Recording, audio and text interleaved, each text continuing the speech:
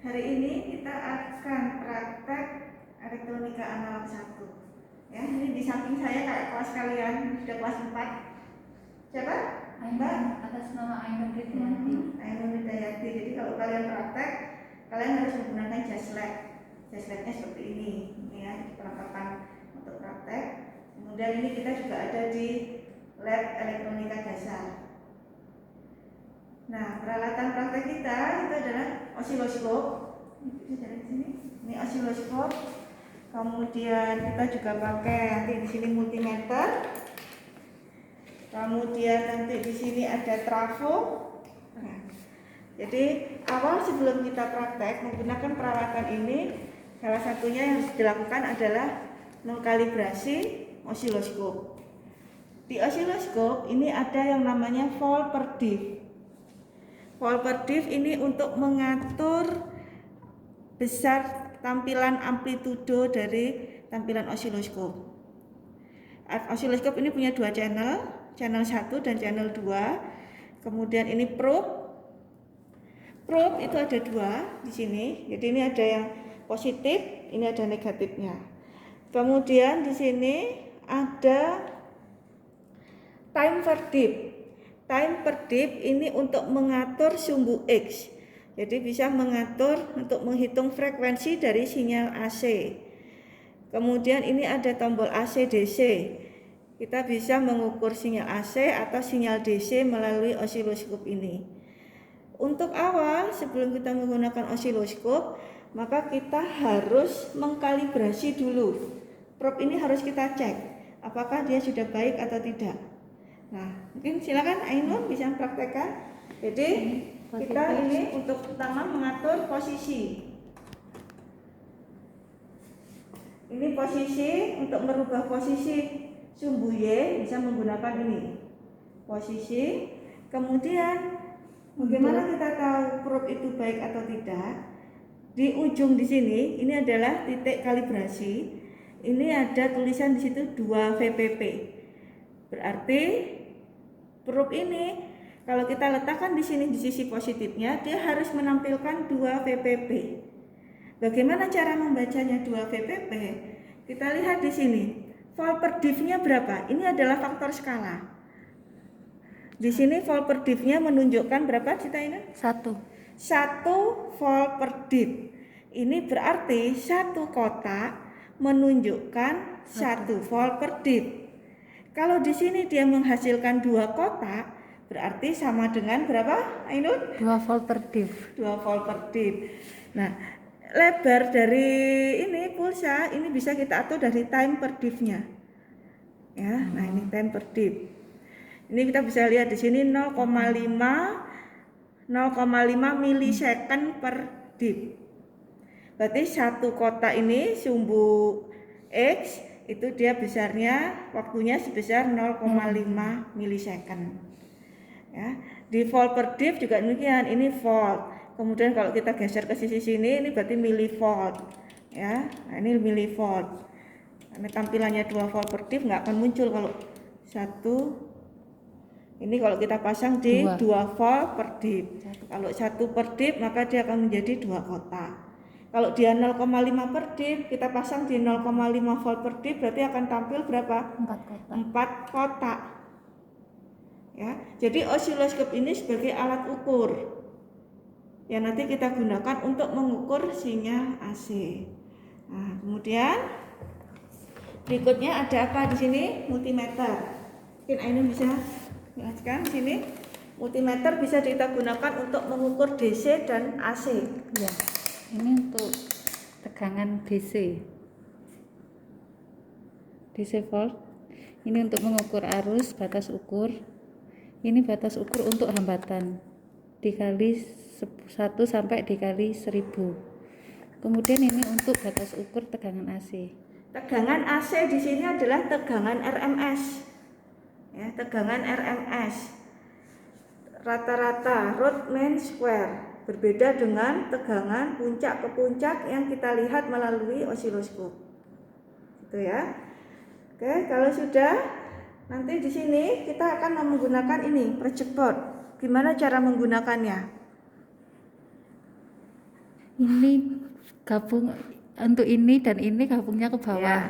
Jadi Nyambungnya. titik-titik yang ada begini, ini apa nih? Cara horizontal ya. Iya. Horizontal ini terhubung.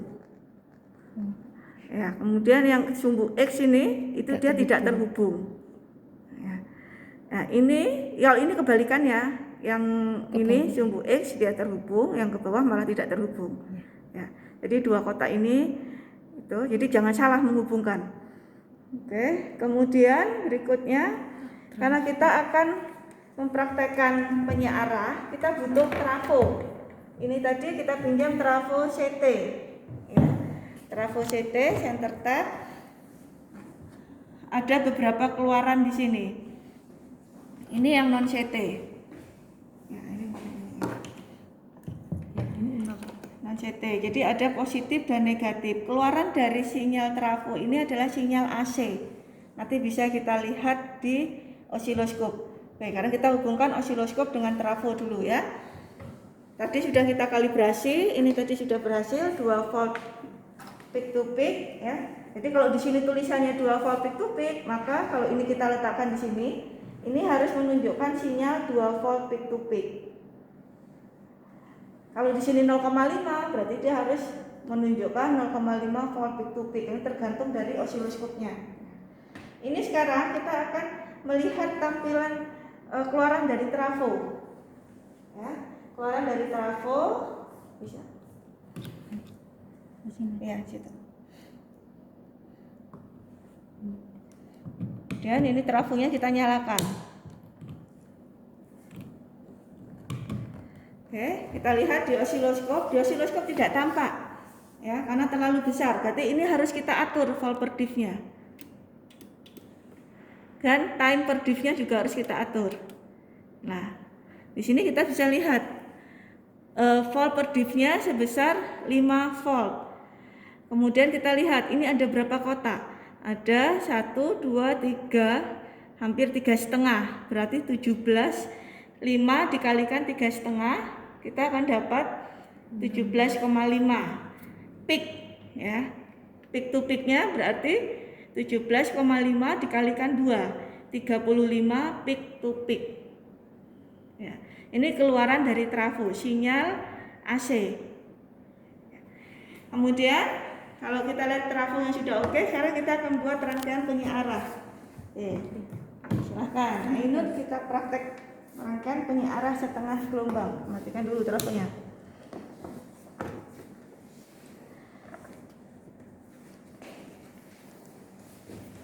Kalian bisa lihat di job sheet 1 untuk rangkaian penyiarah setengah gelombang kita menggunakan dioda. Trafo kita pakai di situ trafonya 3 ampere. Itu diodanya kita pakai 2 ampere. Ya, kemudian ini ada beban. Ingat, di dioda punya 2 kaki. Kaki anoda dan katoda. Bisa membedakan antara anoda dan katoda dari mana? Di situ ada stripnya.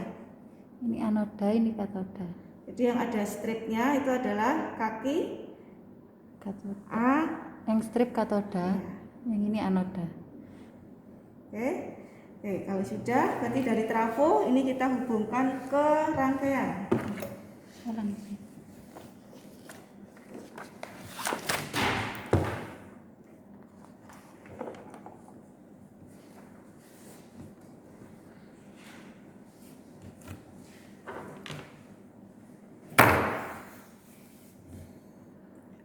Sambil diperhatikan rangkaiannya, itu si sumbernya terhubung ke positif dan negatif. Kemudian kalian perhatikan di sini tadi. Ini tadi sinyal project board yang sumbu X begini ini kan tidak terhubung. Ini kita hubungkan dengan dioda. Ya, jadi jangan terbalik. Kalau kalian pasang diodanya begini, ini sama saja short dioda karena titik-titik yang sumbu Y ini terhubung. Jadi kita pasang komponen itu di titik-titik yang tidak saling terhubung. Ya, dah. Kemudian osiloskop, kita pasang osiloskopnya. Kita pakai dual channel. Yang satu adalah input di sisi input, kemudian yang satu di sisi output. Di sisi input ini berarti negatifnya, ingat ini negatif. Oke. Yang satu dipasang ke ini.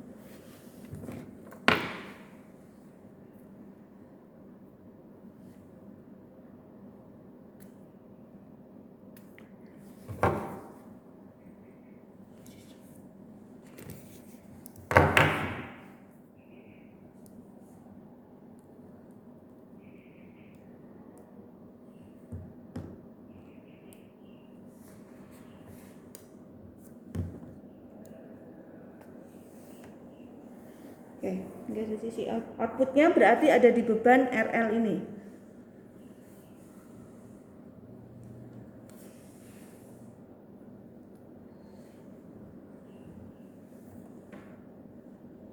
Di sini. Di RL.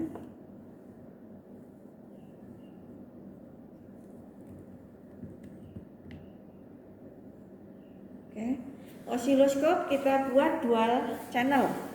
Ini kita pindah ke dual supaya bisa menampilkan channel 1 dan channel 2. Yang bawah channel 1, yang atas channel 2. Oke, sudah. Kalau sudah, kita nyalakan trafonya.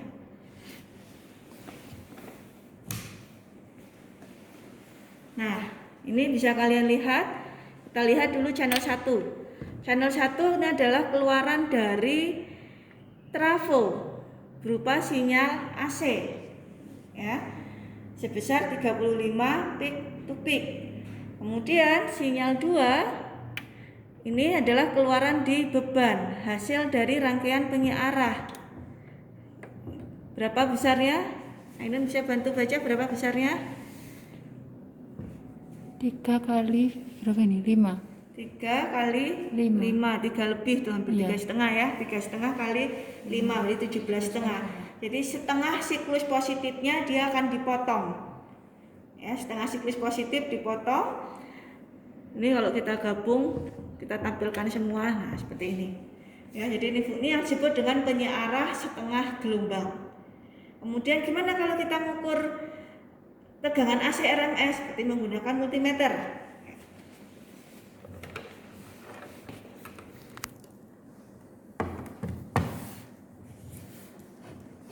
Dimasukkan di sinyal AC, skalanya jangan terlalu besar karena kita lihat untuk peaknya hanya 35, kita pakai skala 50. Oke, kemudian di beban kita ukur sinyal RMS-nya, jangan terbalik kaki positif dan negatifnya. Berapa? 11. Itu karena 50, kita lihat skala yang di sini 50. Ya, supaya gampang bacanya. Berarti 0, 10, 20, 30, 40, 50. Berarti pembacaannya sekitar 11 volt AC. Sedangkan arus DC-nya bagaimana? Nah, untuk mengukur arus, gimana caranya untuk mengukur arus? Ini dilepas. Ya, salah satu kaki dilepas karena kita harus menghubungkan multimeter secara seri. Salah satu kaki dilepas. Arusnya dinolkan. Ya, arusnya di DC aja, arus DC kita lihat. Di berapa? Di 0. Kalau untuk arus kita taruh skala yang paling besar dulu, 0,25.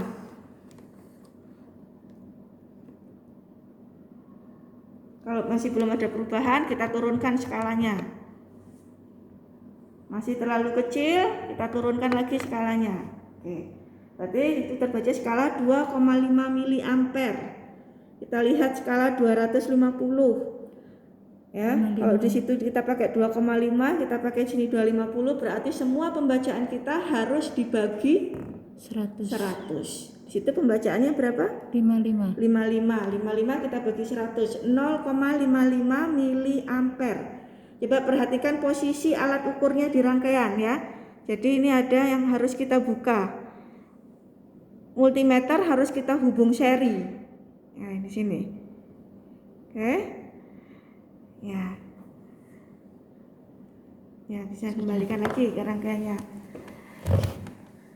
Ini kita matikan.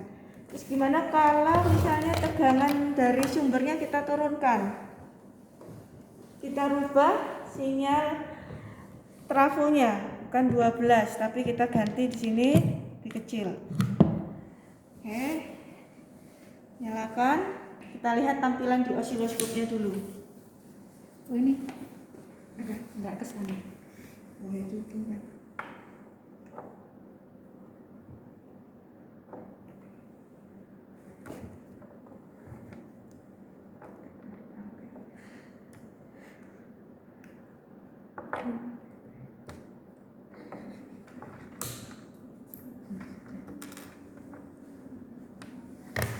Ini.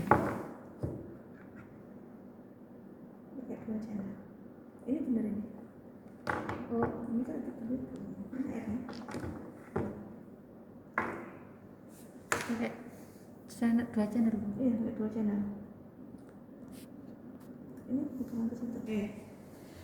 Nah, ini sinyal inputnya tadi berarti lebih kecil. Berapa ini? Kali 5 5 kali berapa kotak? 6. 6. Peak to peak ya. Ya.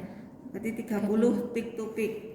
Sinyal output yang dihasilkan juga akan lebih kecil. 15. Dan bentuk gelombangnya tetap sama, setengah gelombang. Kemudian di sini untuk tegangan dan arusnya bisa diukur lagi. Itu kan DC. Ya, tegangan DC-nya 9 tadi Bu ya. di sini di outputnya. 9 volt ini. Ya. Diskon.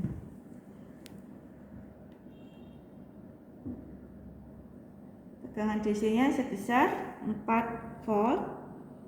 Ya. Iya. Arus DC-nya dia harus dibuka dulu kalau arus DC. Bisa dioda, bisa R-nya. Buka dulu. Nah, pindahkan agak jauh. Terus pakai skala terbesar dulu.